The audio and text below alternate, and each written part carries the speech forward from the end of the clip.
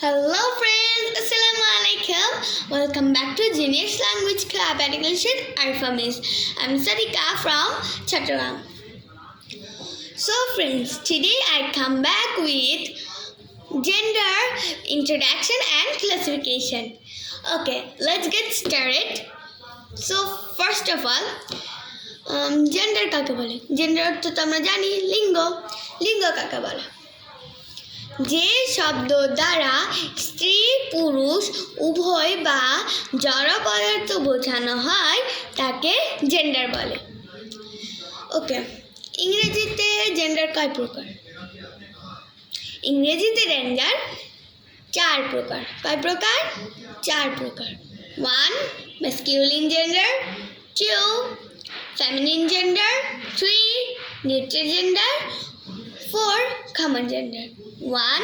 Masculine gender, 2. Feminine gender, 3. Neutral gender, 4. Common gender.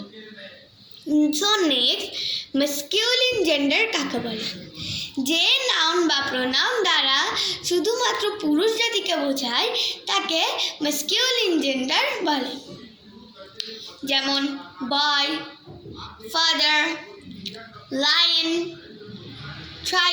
Tiger, etcetera. Feminine gender কাকে বলে? যে noun বা pronoun দ্বারা শুধুমাত্র স্ত্রী জাতিকে বোঝায় তাকে ফেমিনিন জেন্ডার বলে।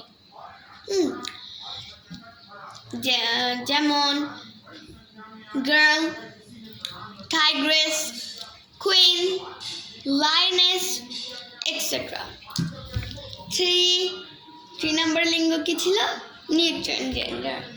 নিউট্রাল জেন্ডার কাকে বলে?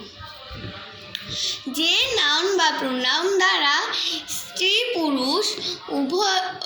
পুরুষ উভয় না বুঝিয়ে শুধুমাত্র জড় পদার্থকে বোঝায় তাকে নিউট্রাল জেন্ডার বলে।